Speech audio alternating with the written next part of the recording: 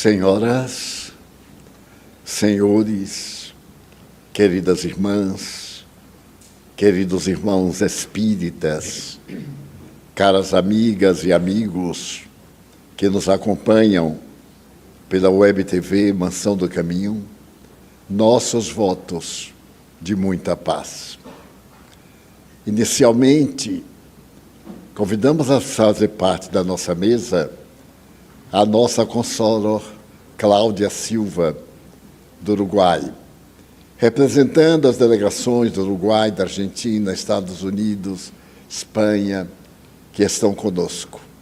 Na impossibilidade de tê-los todos mais juntos, a nossa Cláudia, que realiza um belo trabalho de tradução ao espanhol das nossas atividades, convidamos para que ela os represente. E também a Nivalda Steffens, de Santa Cruz do Sul, do Rio Grande do Sul, colaboradora desde há vários anos de nossa casa, através do trabalho do livro, em nossas excursões pelo Paraná, Santa Catarina, Rio Grande do Sul, e também em outras cidades. Agradecemos às nossas representantes aqui estarem, em nome dos amigos, que a exiguidade de tempo não permite um aconchego nesse momento mais característico. Desejamos antecipadamente pedir desculpas pelo desconforto de alguns ficarem de pé. Haverá lugar amanhã para todos, sem dúvida, porque outras salas, conforme foi anunciado, estarão naturalmente atendendo aos amigos que, não obstante preparados para amanhã, vieram à reunião de hoje. Então, amanhã, no momento da inscrição, cada qual será encaminhado para a sala na qual se registrou. Mas, como ficar de pé faz muito bem a quem está sentado, nós pedimos desculpas, mas agradecemos fazer um pouquinho de pilates. Eu deveria também estar de pé, mas o pilates me aleijou de uma perna e eu adiei para a próxima reencarnação. Também desejo agradecer muito sensibilizado o carinho dos que me enviaram parabéns. Aos 96 anos, a gente não parabeniza, a gente lastima. Como é que teve coragem de chegar a essa idade e não morreu? Então, quando alguém me parabeniza, diga assim, muitos, absolutamente, nada mais dessa conversa de muitos anos, poucos dias, poucos meses saudáveis, enquanto possa ser útil. E também aqueles que me enviaram mimos, delicadezas, orquídeas, flores, café da manhã. Eu fiquei até preocupado, porque aqui da mansão tem café da manhã. Mas então nós agradecemos coletivamente, ante a impossibilidade de fazê-lo pessoalmente. Pedimos desculpas e agradecemos os mimos. Eu tenho dito aqui em nossas reuniões públicas, como tem no Evangelho o sacrifício que mais agrada a Deus, a bondade a que a mim mais me agrada é orar por mim. Então, ao invés de qualquer coisa material, a oração. O pedido a Deus para que eu tenha a fibra moral de seguir o seu filho até a etapa final e o após, dentro da reencarnação. A todos e a cada um em particular, nossa profunda gratidão. Como alguns não vêm com endereço para formularmos uma gratidão gráfica, então eu envolvo todos, à medida que chega isto ou aquilo, em orações. Necessitamos muito de orar, e de orarmos uns pelos outros. Então, na expectativa de amanhã, tomarmos ou darmos novos rumos à nossa existência atual, eu meditei profundamente, nos últimos 10 dias, qual o tema que deveria abordar nesta oportunidade, à véspera do nosso seminário. Este seminário é uma experiência pós-pandemia, como nos últimos 2 anos e 6 meses, a pandemia fez que hábitos mundiais arraigados fossem modificados, adaptados a uma nova ordem sociológica, nós imaginamos em fazer um trabalho, mas não tínhamos ideia de proporção, porque a maioria de nós se acostumou através da internet, surgiram dificuldades novas, alguns outros envelheceram. Então, nós estabelecemos o nosso seminário previsto para um número reduzido de pessoas. Mas como ultrapassou 750 e a nossa sala não cabe, nós então distribuímos em várias partes, ante a perspectiva de, num próximo seminário, se houver, utilizarmos a nossa sala maior, que cabe 2.000 pessoas. Esta, portanto, é uma experiência. Qualquer desconforto, qualquer incidente ou acidente, levemos em conta de provas e expiações. Ainda não estamos no mundo de regeneração. Estamos caminhando na sua direção. E pode acontecer aqui conosco, mas que ninguém leve desagrado, ou uma noção precipitada de eu não fui visto, não fui saudado, não recebi o carinho fraterno que o apóstolo Paulo recomenda e que Jesus caracterizou com a grandeza da sua alma. Nós outros ainda somos caminhantes das mesmas veredas, tropeçamos nos mesmos abismos e caímos nos mesmos desfiladeiros. Então, pedimos escusas antecipadamente. Allan Kardec, o ínclito codificador da doutrina espírita, este homem incomparável, cujo nome está escrito nas estrelas, entre as muitas indagações que dirigiu aos espíritos nobres, teve a preocupação de analisar filosófica e psicologicamente a nossa atitude perante a imortalidade e a imortalidade perante as criaturas humanas. Na própria definição de espiritismo, que é uma ciência que estuda a origem, a natureza, o destino dos espíritos e as relações que há com o mundo espiritual. Ele, então, pergunta se os espíritos intervêm em nossas existências. É uma questão palpitante, porque ela abrange as antigas patologias da loucura, outras manifestações paranormais, metapsíquicas ou parapsicológicas, mediúnicas, que necessitavam de uma revisão histórica e científica. E ao fazer esta pergunta aos espíritos para aclarar de uma vez por todas a superstição, os engodos, os enganos, as ilusões em torno da mediunidade, ouviu esta resposta que a mim, quando li a primeira vez, muito me impactou. Responderam as entidades venerandas, se eles interferiam, muito mais do que imaginais, a ponto de que são eles que vos conduzem. Então, eu fiquei alarmado e comecei a reflexionar que alguma coisa estava errado. Talvez fosse eu, que não entendi bem a pergunta, porque se eles interferem além do que podemos imaginar, a nossa vida material, moral, espiritual, perderia o sentido, porque seríamos débeis marionetes nas mãos daqueles desencarnados. E comecei a escogitar o que é que, em verdade, os espíritos responderam. Eles desejaram dizer que não há barreiras entre uma vibração de encarnados e a vibração da esfera dos desencarnados. Relacionamo-nos consciente e inconscientemente. Aquela inconsciente é por uma razão de uma lei de física. Todo efeito provém de uma causa. Toda causa inteligente provém de um efeito inteligente. Isto é, se a minha conduta durante a existência é caracterizada pelo bom tom, por princípios ético-morais, por uma fé religiosa ou não, pela dedicação ao bem. Eu atraio espíritos equivalentes, ou melhor dizendo, esses espíritos nobres inspiram-me a vida saudável que eu tenho.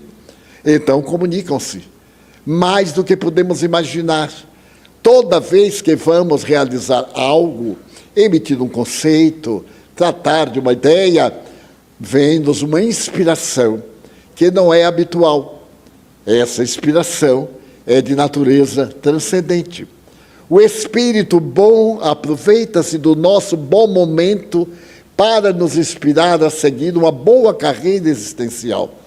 O mesmo ocorre quando estamos em faixas morais negativas, aquelas que caracterizam o prazer sensualista, esse prazer epicurista, não apenas o belo, mas a escravidão ao belo, ao gozo, ao desejo, levando-nos muitas vezes à escravidão de hábitos censuráveis moral e espiritualmente. Então, nós somos atraídos por espíritos inferiores, ou melhor dizendo, somos inspirados ou guiados por esses espíritos que ainda se comprazem nas sensações materiais, mantendo o seu temperamento rebelde, odiando as práticas nobres, como é muito comum na Terra. Quantos de nós nos colocamos sempre contra tudo que é bom? Quantas vezes surge uma ideia maravilhosa, abençoada, e antes de pormos em prática, cercam-nos os pessimistas. Não vai dar certo. Mas por que não vai dar certo? As probabilidades são 50% sim, 50% não. Porque essa precipitação negativa de achar que tudo está errado, que não vai dar certo porque ninguém presta, expressão usual, popular. Mas será que ninguém presta? De acordo com o nível da evolução, todos prestamos para alguma coisa, a ponto de, conforme disse Jesus, do mal tirarmos o bem. De uma coisa perniciosa, nós retirarmos as grandes vantagens, a experiência, a lição de segurança para não voltarmos a cair no erro. Porque do ponto de vista da pedagogia metodológica da educação, toda experiência é feita através do mecanismo erro-acerto. Erra-se porque não se faz conforme o esquema estabelecido, mas é natural. Repete-se e se acerta. É a lei da reencarnação. Para os grandes processos, se nós nos comprometemos, voltamos não para pagar, mas para reajustar aquilo que estava dentro de uma ordem, e nós mudamos o sentido daquela ordem. Então, passei a verificar, na minha própria experiência, desde os 4 anos de idade, que as entidades que se me apresentavam eram invariavelmente do padrão dos meus próprios sentimentos. O número maior de espíritos perversos, insanos, que se gostavam de odiar, perturbadores, aqueles espíritos zombeteiros que se comprazem em gerar conflitos, bullying, para dizer uma palavra moderna e americana.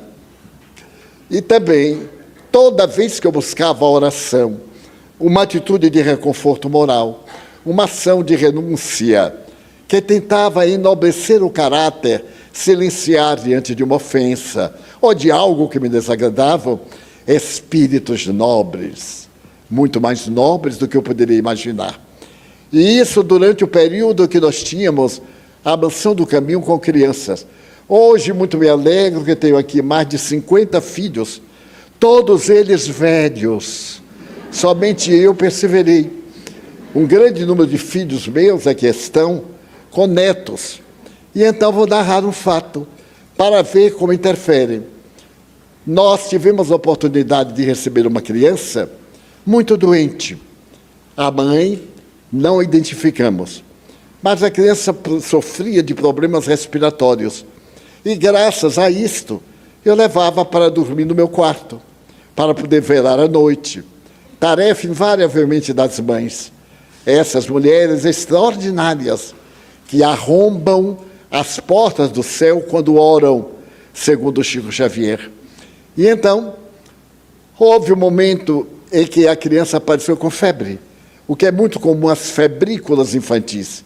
E nós, os pais inexperientes, os tutores, os adultos, ficamos preocupados. E quando eu vi aquele pedacinho de gente tremendo de febre, aqui, isso tem mais de 60 anos, as dificuldades eram quase inenarráveis. Não havia condução, não havia eletricidade, não havia água encanada, tudo era barro vermelho, aquela poeira que entra no perispírito e vai até outra reencarnação. Então, eu peguei o pequenino, tirei da casa, eles moravam em 15 casas, eram os lares famílias, e levei para o meu quarto. Eu era funcionário público e entrava no expediente às 12 horas. Isso devia ser umas 8 da manhã. Comecei a me preocupar. E então levei para o quarto e fiquei velando. Ele havia selecionado um pijamazinho de listra, como se usava na época, e estava banhado de suor. Em um momento ele abriu os olhinhos e disse assim: tio, mamãe. Palavra que ele nunca havia usado, porque ele não conheceu a mãe. Não sabia o que era esta benção, que bem poucos valorizamos. E que valorizamos mais quando já não estão conosco. Eu então me comovi muito. E eu disse: mas mamãe virá. É só você esperar um pouquinho. Procure dormir. E eu me lembrava que havia ouvido falar que para a febre, fosse qual fosse a causa, dava banhos. Colocava uma bacia com água, colocava o termômetro, via a febre, e colocava um ponto mais ou menos na água, e banhava a criança e ia diminuindo o calor da água para a febre ir descendo. E eu estava nisso muito desajeitado, que eu sou um pouquinho desajeitado, e estava, então pensava aqui, derramava água ali, mudava o pijaminha, e ele dizia: nós vamos gastar todos os pijaminhas outros, porque ele adorava um pijaminha. E então, eu me lembrei dessa frase de Allan Kardec, e comecei a orar, e pedir a Deus que poupasse o nosso filhinho da desencarnação. Não houve uma desencarnação em nossa casa em mais de 40 anos. É um milagre. Tivemos mais de 6.600 filhos que passaram por nossas mãos e das tias. E então coloquei-o no meu braço e fiquei acarinhando. Tanto suava a criança como eu. Não havia eletricidade, não tinha como encontrar uma solução. Nesse momento, eu vi entrar uma entidade espanhola vestida como uma verdadeira fada, daquelas fadas de Walt Disney, da nossa imaginação. O vestido longo, as mangas bufantes, a gola alta, a escocesa, o cabelo trançado e uma pequena coroa, a tez na cor de uma pétala cor-de-rosa. Ela entrou, eu estava no quarto, com a janela fechada, diminuindo a claridade. E eu me deslumbrei tanto que me ajoelhei, o velho hábito que eu trazia da Igreja Católica, e não achava que fosse digno de uma presença de uma entidade desse jaiz. E então o Espírito veio, olhou bem para a criança que estava no meu colo e tocou o centro cerebral. Colocou aqui a mão e uma luz muito brilhante começou a crescer e a penetrar pelas veias, pelas artérias da criança, conforme o modelo de anatomia que existia no meu tempo na universidade, em que aparecia o corpo humano com as artérias em azul e as veias em vermelho. E então eu via o corpo transfigurar-se. Nesse ínterim, ela me olhou e eu percebi que estava chorando. Desciam 2 lágrimas, transparentes, profundas. E então ela me disse: faça de tudo para ele ganhar esta reencarnação. Nosso filhinho está em uma situação muito difícil, tem dívidas muito grandes. E nós rogamos a Deus a bênção da reencarnação para poder resgatar. Veio com um corpinho frágil e durante toda a sua existência será enferminho, merecerá cuidados. E aí eu me comovi, como era natural. E disse, mas a senhora interfira junto a Deus.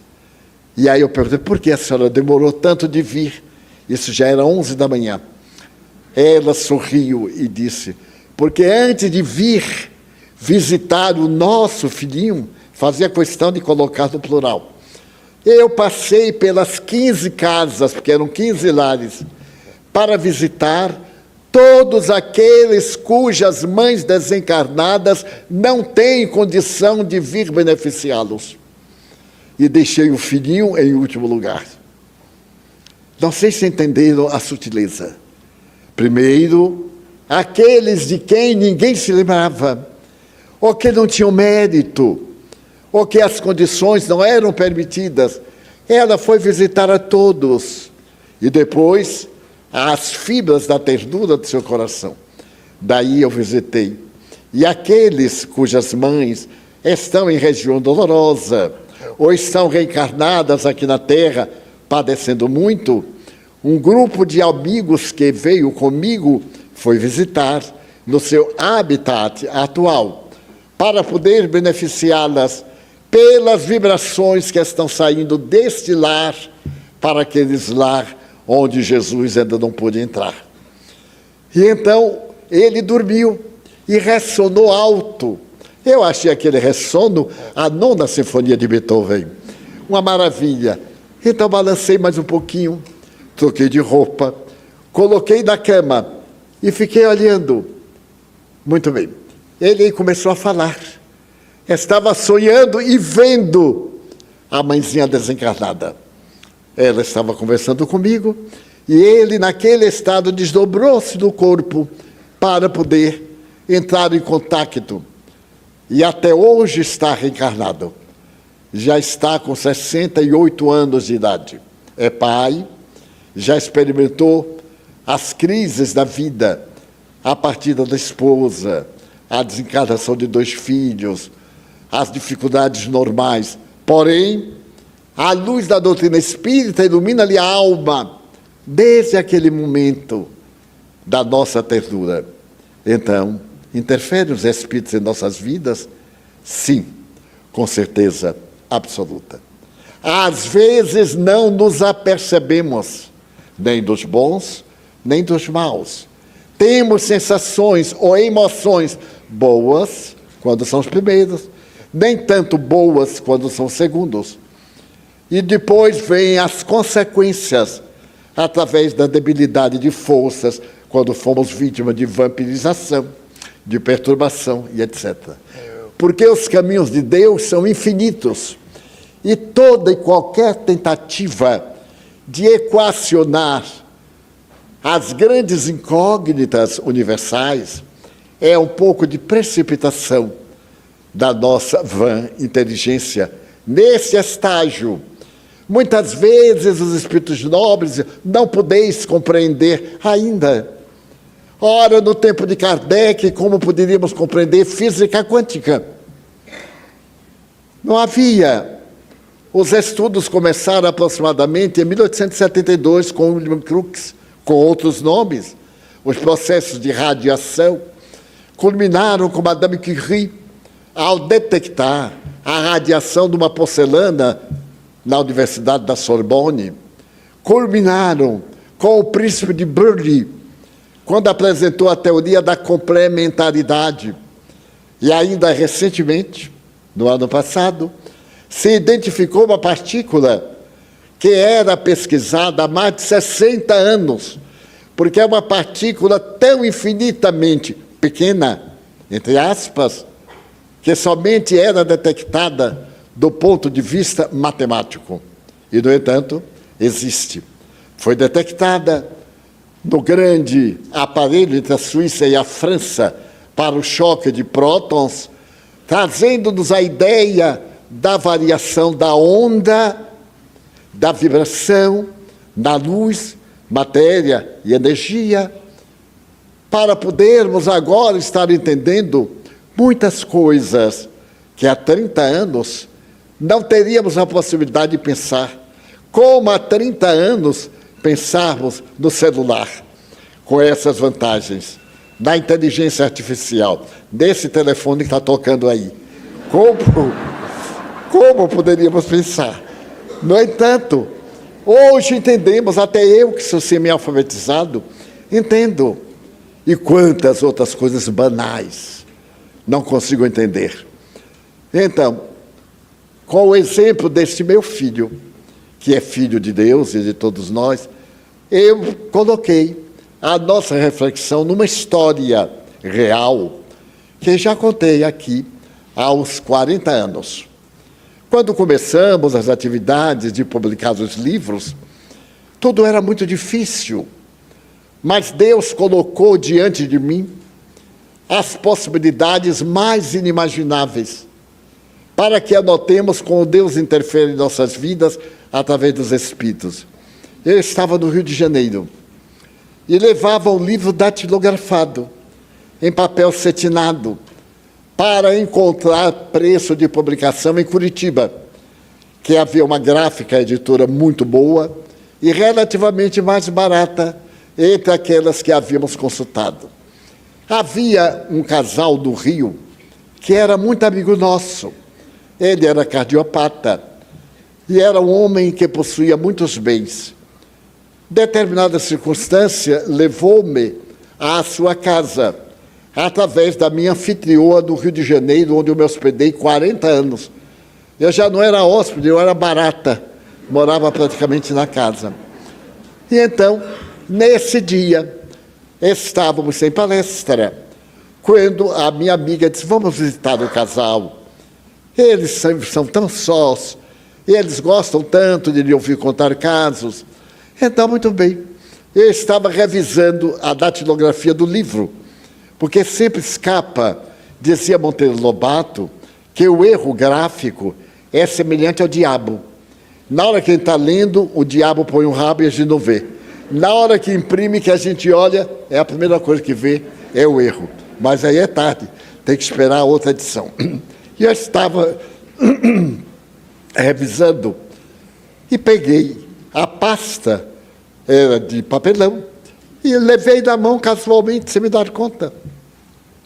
Chegamos à casa dos amigos, conversamos, tomamos um cafezinho, que é o meu levanta-pressão arterial, e nesse momento ele perguntou assim, que pasta é essa, Divaldo?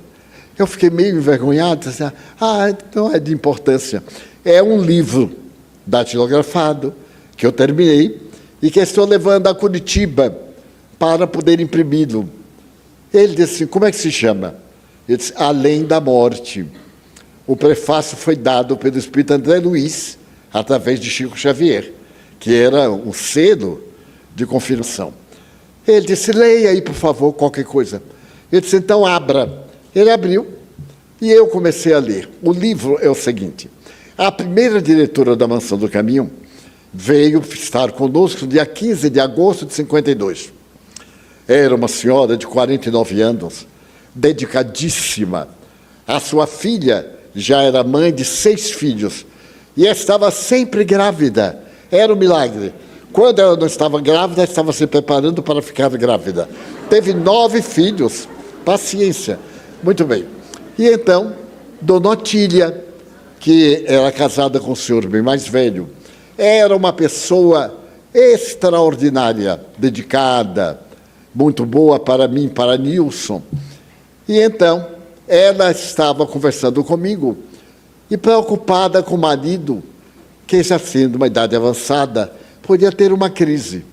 Naquele dia, um sábado, eles estiveram em uma clínica que fazia os primeiros check-ups. Isso em 1952. Era um check-up mais cap do que cheque, porque não tinha quase aparelhos, mas era um exame aqui, outro ali, etc. E ela dizia assim, meu filho, eu não sei se Gonçalves, de um momento para o outro, não vai desencarnar. E eu lhe disse, Dona Otília, Não se preocupe. A senhora viu que o médico disse que ele vai ter uma vida longa, apesar das dificuldades. Mas que a senhora deve ter cuidado, apesar de ser bem mais jovem. Ela era mais gordinha. E então estávamos conversando. E ela com o diagnóstico do marido para o futuro, mas ela para ter cuidado. Então eu me despedi, estava na sede da mansão, para ir para casa. E naquele momento eu disse, então, a filha tinha ido para casa, até amanhã, dona Tília. Quando eu fui sair, ela disse, não sai agora. Eu estou sentindo uma coisa, algo como uma indigestão, e uma dor aqui no braço esquerdo. Eu não entendi nada. Eu disse, então vamos passar um pouco de álcool. Tudo para mim era fazer fricção. Álcool, alfazema, e era milagre de tudo. Mas quando eu me voltei, ela disse assim, meu filho, e deu um grito que eu nunca esquecerei. E caiu nos meus braços. Morreu. Fulminante o infarto. Morreu ali. E eu fiquei desolado, o que podia fazer? Ele ouviu o grito. Eu disse, não posso dizer a seu Gonçalves. Fiquei aturdido, Nilson veio me ajudar, colocamos na cama, e seu Gonçalves vinha, eu peguei-o no corredor, e ele me disse assim, o que foi, meu filho? Ele foi dona Tília. O que é que tem? Ela morreu, seu Gonçalves. Ele parou assim, eu digo, número 2, vai ter já. Mas o velhinho aguentou. Eu disse, venha vê-la.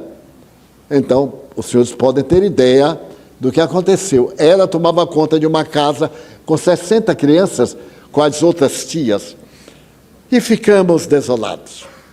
6 meses depois, ela veio à sessão mediúnica para escrever uma carta à filha, contando como era morrer. Por isso que botou o nome Além da Morte. Ela dizendo, minha filha, e tal, e tal. Mas a carta ficou tão longa que ela pediu licença aos mentores para continuar na outra sessão.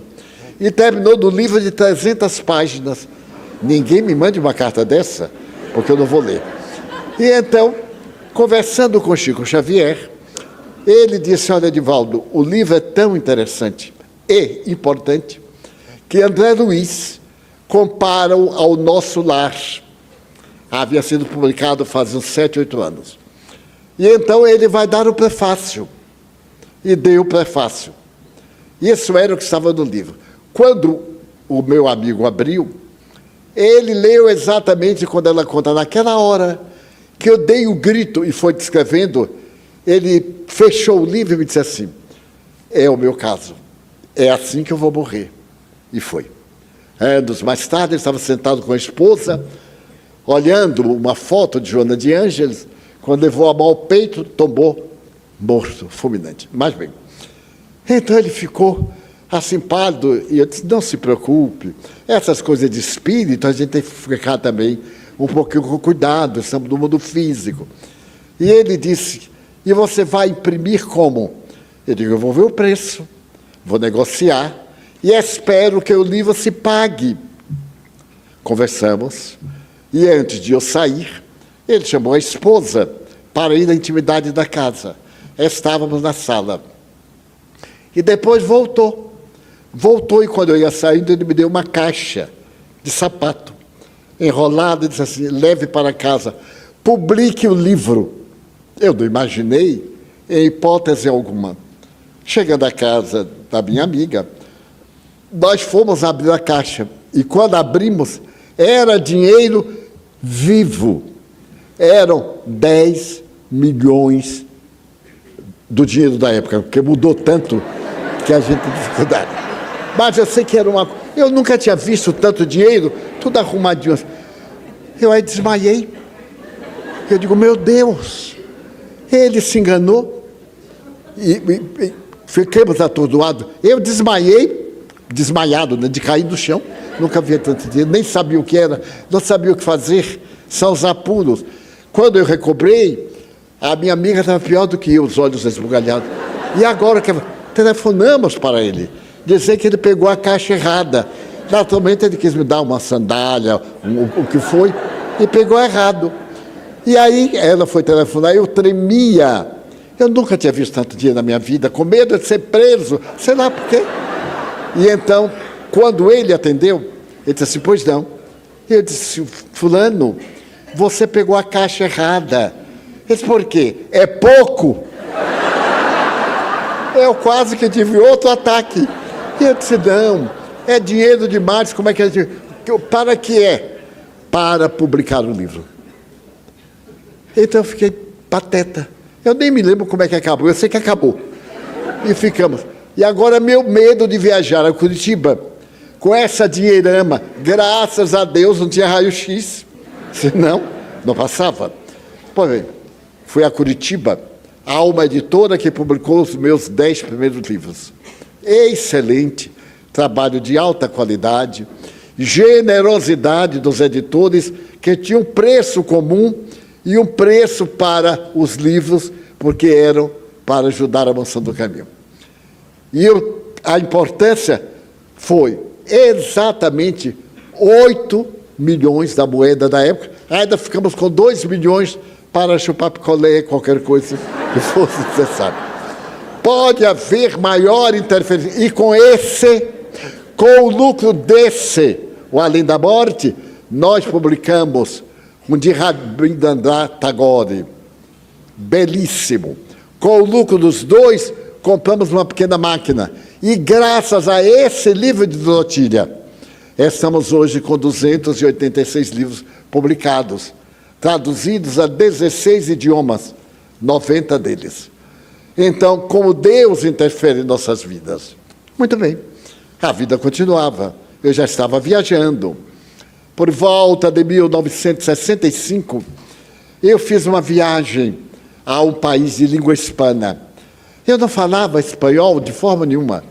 Todo o meu espanhol era Vereda Tropical, Noites de Ronda, lá com Passita. Eu aprendi espanhol assim, cantando com minha voz especial. E então, no primeiro dia que eu fui falar, meu amigo que me recebeu falava português tão bem que nós falávamos em português. E eu me esqueci que ele era de origem hispânica. Quando eu cheguei no centro, eu disse, Juan, meu filho, eu não sei o que eu vou dizer. Ele disse, aqui nós entendemos mais ou menos bem, fale devagar. Você sabe alguma palavra? Eu digo, eu sei bésame mucho, e etc., que eram os boleros. Ele disse, vá falando. Eu digo, então, diga uma frase. Peço desculpas por não falar o seu formoso idioma, mas eu falo o idioma internacional do amor. E eu tinha muito boa memória, ele foi falando e eu fui memorizando. Quando eu cheguei ao centro, era uma Federação Espírita Sul-Americana, estava lotado. E aí eu olhei para aquele público e deu vontade de cair, de ter uma doença e ir embora, porque precisava altivez. Mas estava ali com o Juan Antônio Durante, argentino de Buenos Aires, que me traduziu 36 livros ao espanhol. É um abnegado, era um dileto leitor de Joana de Anjos. Muito bem. E então eu comecei. Ruego perdão por não falar corretamente vuestro beijo idioma. Vê? O acento aqui tem o pessoal do Paraguai, então pode conferir também do Uruguai. Muito bem. E acabou. Tudo que eu memorizei demorava 3 a 5 minutos. Aí eu fiz uma pausa. Na primeira fila estava uma senhora muito bonita, uma velhota, daquelas que sabem envelhecer. Estava com guarda-chuva. Naquela época, usava-se uma meia lançada em Paris, muito brilhante, estava na moda.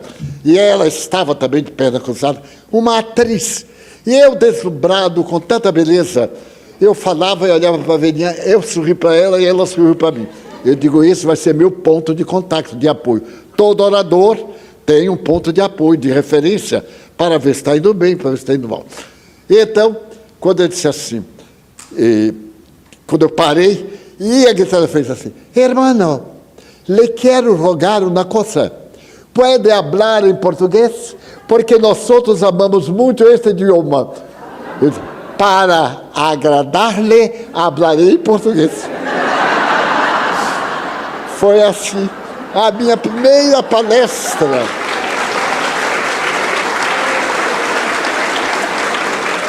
Em espanhol. Aí eu já estava um hispano. No dia seguinte, eu falo no centro. E alguém pediu para falar sobre Maria de Madalena, que é um dos meus carros-chefe. Todo expositor tem aqueles temas que gosta. Maria de Madalena, Ugolin, Fropete, provas científicas. Esses são os meus carros-chefe do passado. Então eu já estava tão entusiasmado, que passei o dia conversando em espanhol com o Juan. Fale, mesmo que eu não entenda, emende. Ele ficava com um papelzinho anotando os erros. E então eu disse assim, e então ela chegou à la playa e viu na casa, a porta estava cerrada, até aí eu ia muito bem. E ella vino caminhando, e chegando na porta, golpeou na porta, que deu um burro na porta. E a porta, ao invés de eu dizer que a porta se abriu, eu disse, e a porta caiu. E a porta caiu. Aí o falou baixinho, que musculatura, para dar um murro na porta e derrubar na porta. Então foi assim que eu... Mas nada me fez temer. No Congresso do México, eu estava lá para falar o espanhol do Pau da Lima. E então eu estava contando uma história comovedora, muito comovedora, que eu mesmo me comovo quando narrava. Naquele momento, assim, culminante, eu queria dizer que fiquei estarrecido, mas eu não sabia se estarrecido seria uma palavra também castelhana. E imediatamente eu ia contando. E eu me quedei embaraçado. O auditório caiu na gargalhada. E eu disse de mim para comigo, que loucos. Da hora que eu queria que chorassem, riram. Continuei embaraçado. E quando terminei, um dos presidentes, que era um grande antropólogo mexicano, veio até mim, Dom Pedro, e me disse assim, que conferência. Eu disse, não, Dom Pedro, não foi assim, porque naquela hora que eu queria dizer uma coisa, eu não consegui. O que era que você queria dizer? E fiquei aturdido, mas eu não sabia se aturdido era uma palavra hispana. Eu disse, então eu falei que fiquei embaraçado. Ele aí começou a rir. Eu disse, mas por quê? Porque embaraçado é grávido. Eu disse, mas ele pode dizer uma situação embaraçosa, ou de cinta, ou de grávido, são palavras hispanas. Então foi toda uma trajetória de interferência do mundo espiritual. Então eu já contei aqui que esses espíritos interferiam tanto que um deles, Manuel Viana de Carvalho, foi um grande orador brasileiro do começo do século XX. Ele desencarnou em 27, aqui em Salvador, a bordo de um navio que ia para o norte, por volta de Itapuã, ou de Amaralina. Ele desencarnou a bordo e foi sepultado aqui no Campo Santo. Esse espírito que me apareceu em Pelotas, muito antes, ficou meu amigo, muito meu amigo. E então ele me inspirava, e eu narrava histórias. Mas fui falar em São Paulo. E São Paulo tinha a juventude, que era de jovens da USP. Eu nem sabia o que era USP. A minha ignorância era total. Mas jovens inteligentes, universitários. E eu, coitado, professor primário de Feira de Santana, que aprendia a plantar batata, plantar cebola, mas era para ir, eu fui. E eu tinha uma inveja, no bom sentido, de quem falava aquelas coisas assim difíceis, metempsicose e não sei o quê. Eu ficava admirado, dizia assim, eu disse, Viana, um dia me ajude a um tema científico. Ele disse, você não está preparado, digo, você me mostra, eu leio, o tema é seu, mas ninguém sabe, fica conosco. E eu fui falar na Federação Espírita do Estado de São Paulo. Estava lotada na Avenida Maria Paula, entre viadutos. E então Viana me apareceu e disse, hoje nós vamos falar um tema científico. Eu disse, opa, e é muito científico, eu disse, Divaldo, é uma tese do século XIX. Vamos ver se você dá conta. Eu disse, você escreve. Mas eu não pensei que escrita era pior do que ouvido. Então me postei, fiz a saudação. E vi como a fita de teletipo escrito assim: apesar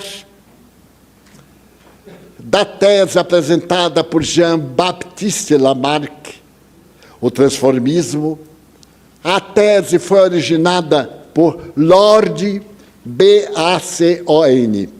Eu digo assim, a tese foi inicialmente originada por Bacon. Aí o Espírito disse assim, Bacon, burro. Não conhece Bacon? Eu digo, não, eu conheço toicinho comum. Aqui em Salvador, na minha casa, nunca havia entrado bacon, coisa nenhuma. Entrava, era toicinho de porco mesmo, que pai matava e a gente se vestia. Mas tem o tal do bacon. E eu claudiquei. Mas bacon. E então, vinham 4 nomes. Que falta de caridade. O que era francês, eu disse em inglês. O que era inglês, eu disse em castelhano. E o Viana foi emendando. E disse, agora você tenha cuidado, porque eu vou abordar a tese do transformismo, que procura demonstrar a evolução através de 2 princípios, genético e mesológico. Eu digo, o que será mesológico, hein? Pode ser paleontológico. E assim, ele ficou mais meu amigo e me disse antes, Divaldo, eu vou te dar umas aulas de fisiologia, umas aulas de anatomia, para que sua cabeça melhore. Eu digo, meu Deus, está aqui hoje alguém da família Gasparetto, porque eu tenho um particular carinho e muita gratidão à dona Zíbia, a Luiz Antônio, a ele, que é um médium excelente, dos cantores clássicos. Ele esteve no Jô Soares e hoje nos dá a grande satisfação de estar aqui conosco. E eu fiquei recordando de dona Zíbia, a última vez que nos vimos aqui na Terra, em Amparo, ela foi de São Paulo me ouvir lá em Amparo. E então, eu me lembro que um dia, conhecendo o Gasparetto, ele veio a Salvador a nosso convite, realizou uma tarefa de pintura mediúnica extraordinária. Foi o médium de psicopictografia mais completo que eu jamais tive contato. Pois bem, e então, eu conversando o dia com o Viana de Carvalho, depois de conhecer Luiz, eu digo assim, meu Deus, eu vou deixar esse negócio de pregação, porque eu nasci em Feira, só tinha lá português, não havia um espanhol que eu conhecesse, só ouvia falar português. Português eu ainda consigo me expressar, mas em outro idioma não. Agora, Luiz, filho de italianos, seus genitores italianos, aprendeu italiano dentro de casa. Esteve na França, aprendeu em loco francês. Esteve na Inglaterra, depois nos Estados Unidos, aprendeu muito bem o inglês. O espanhol, ele falou com esforço pessoal. Então ele falava 5 idiomas, e eu me atropelava em um idioma. Então eu disse assim, Luiz, veja que tem algo errado. Você acha que eu devo continuar com a minha trajetória, com os meus erros? Ele era muito jovial, alegre, otimista. E então ele me disse assim, mas Divaldo, eu não notei que você não fala outro idioma. E eu disse, é porque eu ainda não falei, como você só fala em português. Ele disse, olha, para falar um idioma, seja ele qual for, erre com dignidade. Porque você errando, você se desinibe. E só se pode falar o idioma falando. Eu digo, e você em inglês, quando ele começou a viajar muito para a Califórnia, principalmente para São Francisco, e a realizar sessões mediúnicas pelo mundo de pintura mediúnica, extraordinários, com as 2 mãos, com os pés simultaneamente. Eu tenho várias que ele teve a gentileza de me oferecer. E então, Deus interferindo, ajudando-nos. Mas para culminar, eu lhes vou contar uma página também, biográfica, talvez um pouquinho larga, mas para que ninguém saia daqui mais com qualquer dúvida quanto à interferência dos espíritos em nossas vidas. A interferência boa ou má vai depender de cada um. Deus não tem nada com isso. Nós é que elegemos. Depois que foi publicado o Mestre de Amor, Juan Durante se prontificou a traduzi-lo ao espanhol.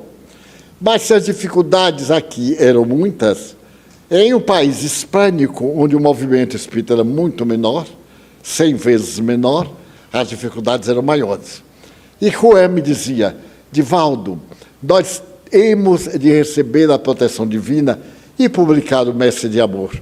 É um livro tão delicado, salvou a minha vida. Eu o traduzi em momentos difíceis da minha vida em Buenos Aires. Passados 2 anos, ele me disse, eu conheci uma família extraordinária. E estou trabalhando, e eles estão simpáticos ao Espiritismo.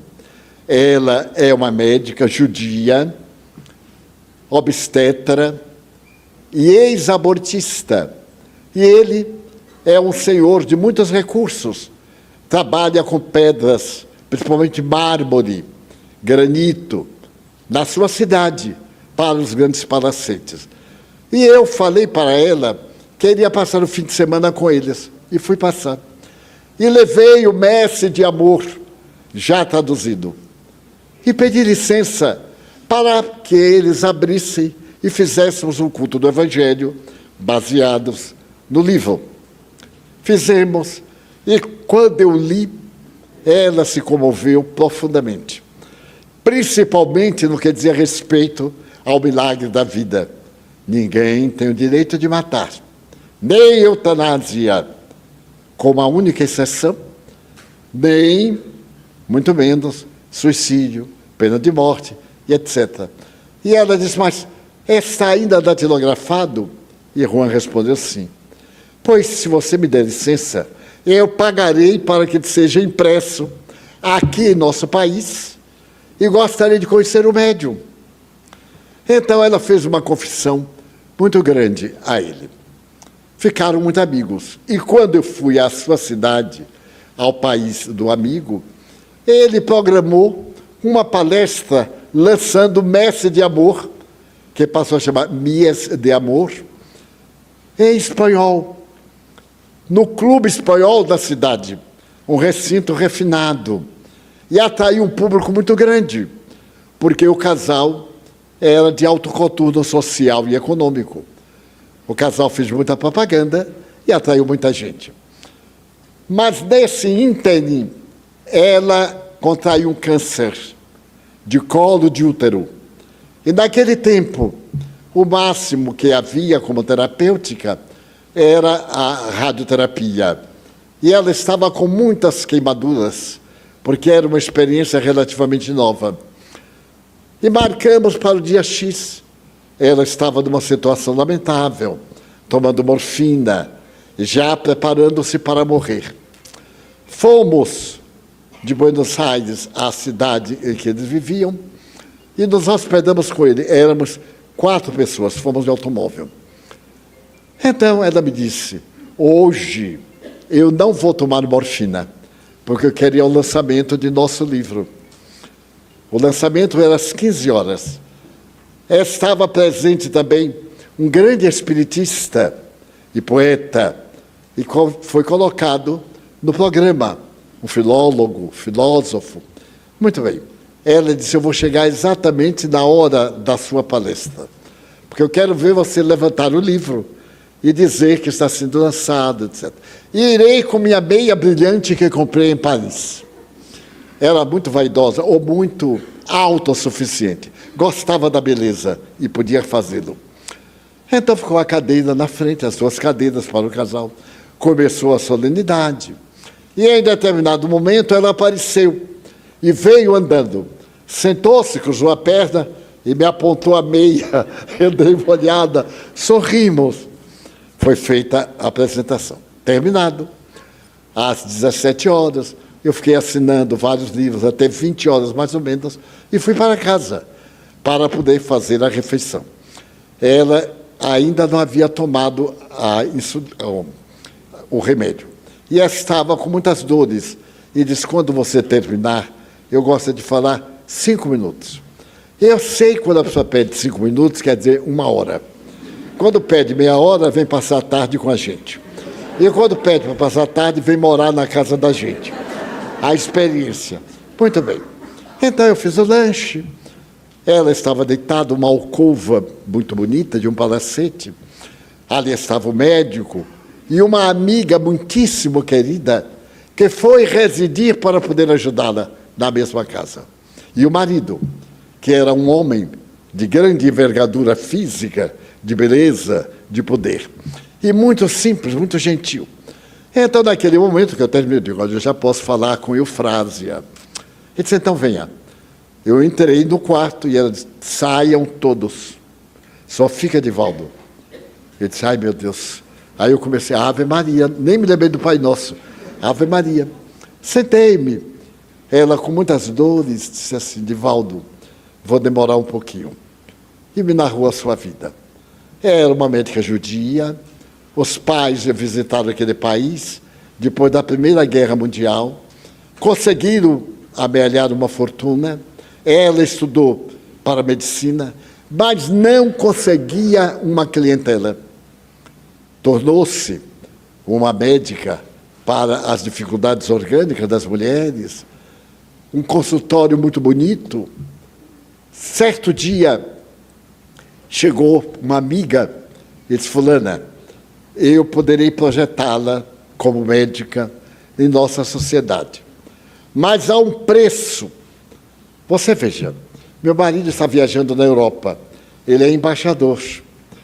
E eu estou grávida de 2 meses e ele está na Europa há 4. Então, como você vê, é uma situação muito embaraçosa. E eu queria fazer um aborto. Ele disse, mas eu jurei não matar. Eu sou materialista, judia. Ela diz, mas a gente jura e depois desmancha a jura. Eu lhe peço socorro. Foi um momento de debilidade moral de minha parte. Eu traí meu marido com o seu amigo que me visitou muito. E na ausência dele, ele me serviu de companhia. Mas o que é que eu vou dizer a meu marido? O que é que eu vou dizer à sociedade? Essa tal de sociedade que faz tudo do escuro. Muito bem, com exceções evidentes. Mas então, não é nada, não tem o tamanho de um grão de ervilha. É uma coisa... E tanto falou, para sintetizar, que eu resolvi fazer o aborto. Fiz o aborto. Daí por diante, foram chegando mulheres de quem eu tinha uma inveja enorme pela beleza, pela posição, pelo destaque social. E fui fazendo aborto e fiquei famosa. Abortos caríssimos. Até que a minha consciência pesou e eu abri no bairro pobre uma pequena clínica para quem não podia pagar. E atendia, às quintas-feiras, as mulheres do bairro, socorrendo-as, etc. Mas então, vem a oportunidade de conhecer o Juan Antônio. E ele me trouxe uma pessoa para dar-me passes, porque eu não suportava as dores. E essa senhora era espírita. Ela terminou por enriquecer a minha vida com o espiritismo. Eu fechei a clínica. E meu marido me ama tanto. Certamente ele sabia, mas nunca ele tocou no assunto. Eu tenho a fortuna dos meus pais, mas também eu ganhava muito dinheiro com aborto. É um dinheiro maldito, porque eu tenho aí para quê? Vou morrer, vou ter que deixar. Ela foi me contando, emocionando-se. E essa senhora lia para ela o Evangelho. Quando ela teve a oportunidade do contato com o mestre de amor, então mais se fortaleceu a fé. E agora ele estava morrendo. E disse, eu sei que vou morrer dentro de poucos dias. Então eu queria lhe pedir um favor. Essa amiga que você acaba de ver, que é minha amiga fiel, zeladora, está apaixonada por meu marido. Eu noto. E ele reage. E eu tenho medo que depois de eu morrer, se ela der algum passo, ele pode agir de maneira brutal e cometer um crime. Então, depois que eu morra, converse com John, explique que é natural, ele é um homem atraente, ela é uma moça bonita, não tem sido feliz na afetividade. Então, se ele pudesse ser um amigo, pelo menos, porque ela, Divaldo, me ama tanto. Você não imagina quanto ela me ama. E só falta me pedir para interferir. Então, você é capaz, eu digo, se tiver oportunidade. Se a pessoa não abre a porta para eu entrar, eu não posso abordar uma questão tão íntima. Bem, 5 da manhã, quando terminamos, ela já estava muito combalida, aí tomou morfina. E eu ia saindo do quarto, quando John veio com café. Ai, Divaldo, você não dormiu, tome um cafezinho. Eu disse, muito obrigado. Você me leva aos meus aposentos, porque eu nem sabia onde era tanto quarto, tanta escada. Ele me levou e eu disse, até daqui a pouco, porque eu vou viajar às 9 horas, iremos viajar. Ele botou o pé na porta e disse, você me dá 5 minutinhos?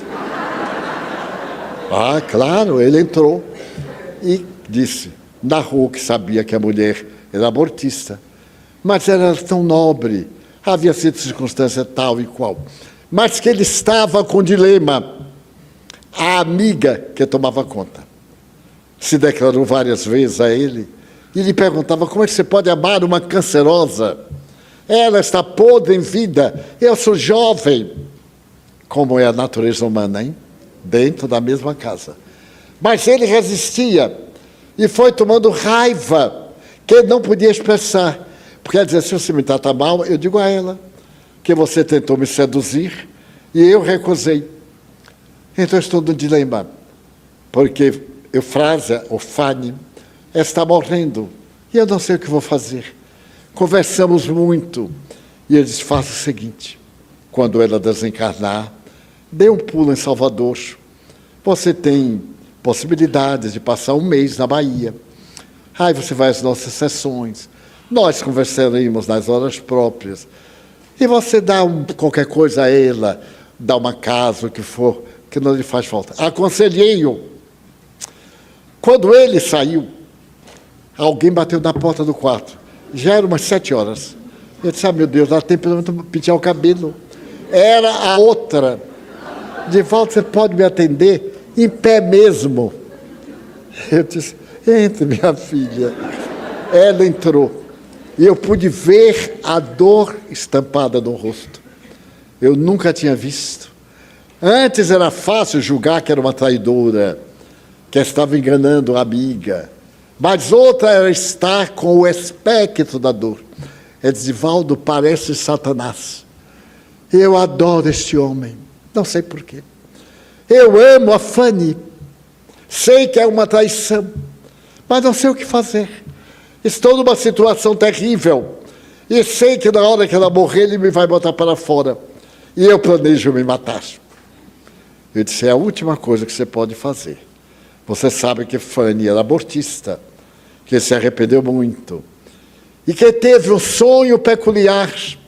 Ela teve um sonho que estava à borda de um rio. E ela escorregou e caiu nas águas do rio, que eram em sangue.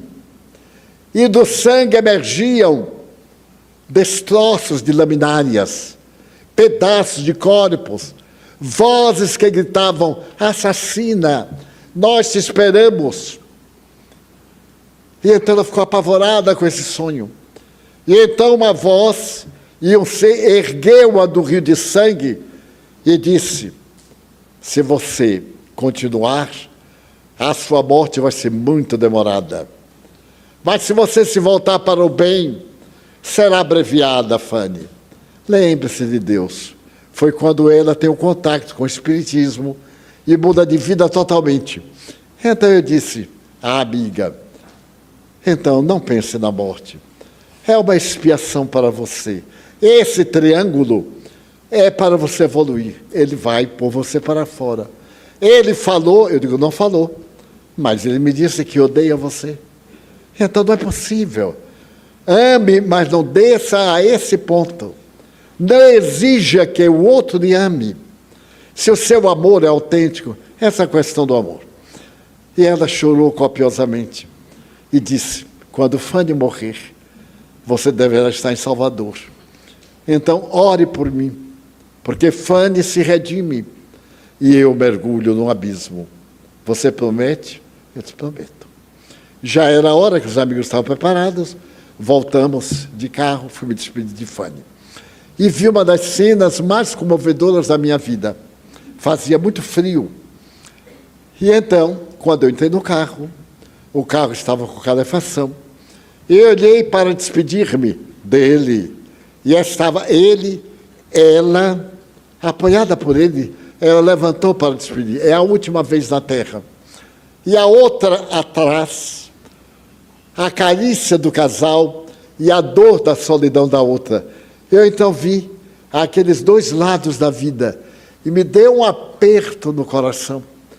Que eu disse, meu Deus, como é difícil acertar com bem. Viajei. 2 dias depois, fui chamado ao telefone, na casa do meu amigo, Fanny estava morrendo. E ela me pediu que recitasse o Salmo 114. São lamentos de Israel. E eu comecei a recitar até que ela morreu, ouvindo o telefonema. Eu não pude mais ir à sua cidade, porque tinha que voltar ao Brasil. Retornei. Nesse ínterim não havia telefonemas internacionais, ou pelo menos eu não conhecia. Dias depois, eu recebo um telegrama grande de John, dizendo que havia expulsado a senhora da casa e que estava planejando não saber o que fazer, vender tudo e ir para a Europa, para poder esquecer. Eu pedi que não se precipitasse. Nunca tome uma decisão quando estiver emocionalmente instável, porque vai se arrepender, seja qual for a decisão. Mas então, eu pedi que ele viesse, e ele veio. Veio. Aquele homem, aquela estampa, estava derruída. Ele estava realmente acabado. Eu digo, Johnny, você é tão jovem, tenha compaixão de você mesmo. E o pior, Divaldo, é que o meu desejo é de matar Edith, a tal da mulher. Eu digo, você mata. Muito bem. Como é que Fanny vai lhe ver? E quando você for para lá, como é que você vai enfrentar? Ela não lhe faz mal nenhum. Agradeça a Deus ser amado. Através de uma doença, porque não é amor, é uma paixão doentia. Mas faça uma viagem à Europa, se distraia. E ele fez. E então veio Edith falar comigo. Divaldo, o que é que eu faço da minha vida? Eu digo, você amava também a Fanny ou a odiava? É de sentimentos duplos. Eu a amava e a odiava porque estava com um homem a quem eu amava. Eu digo, então, peça a John para lhe emprestar parte da casa do palacete, para você tomar conta de crianças. Umas 5 crianças órfãs. Lá no seu país também tem muita miséria. Na cidade tem muitos órfãos. Ela disse, se ele me agredir? Eu digo, aceite. Mas eu tenho certeza que ele não vai agredir. Você bote Lar de Eufrásia, em homenagem à mulher que ele mais amou.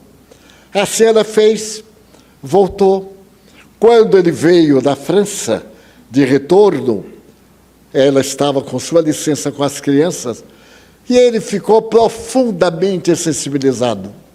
Não havia sido pai, não tinha experiência, e começou a visitar, foi morar numa outra casa, as crianças do Lar de Eufrásia. Foi passando o tempo, ele foi cedendo mais espaço, o lar foi crescendo, ela devotada. Nesse ínterim, eu retorno ao país. Retorno e Eufrásia me apareceu. Fui visitar a cidade, lançar outro livro, agora já em espanhol, conversar, e falei com ele, como é que ia seu relacionamento com ela? Ele disse assim, Divaldo, ela é tão boa com os órfãos, como se fossem filhos da sua carne, e olhe lá, uma mãe excepcional. Então eu estou querendo bem o que ela faz, eu tomo conta, dou tudo. Não quero que ninguém colabore, são meus filhos e de Fanny. Muito bem. E agora o que você vai fazer? Ele disse, eu estou aturdido. Eu digo, vá morar no lar. A casa é muito grande. Seja auxiliar dela. E assim se deu. Passaram os anos. E um dia ele me escreve, dizendo que a censura local era muito grande dele e ela morarem na mesma casa, que ele ia casar-se com ela para silenciar a boca da censura. Porque a censura humana é uma maravilha. A gente adivinha, quanto mais com uma aparência dessa. O viúvo, a apaixonada e as crianças, é um prato muito bom. E então eu digo, case, dê o seu sobrenome que Fanny não vai ficar magoada. Casaram. E eu fui ao casamento. Ele disse, eu vou lhe dar uma passagem só para vir para o casamento. Eu digo, olha, do Espiritismo não tem ato religioso, não tem nada dessas coisas das doutrinas. Eu irei ao cartório civil, assinarei como testemunha, e na igreja você leva seus amigos, etc. Muito bem. Casaram-se. Mas o que foi mais bonito é que uma criança, em particular, era o amor da vida dele. Tinha 2 aninhos.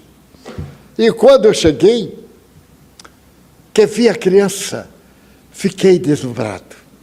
E então Joana de Anjos me disse, a esposa bem-amada voltou aos braços do marido querido.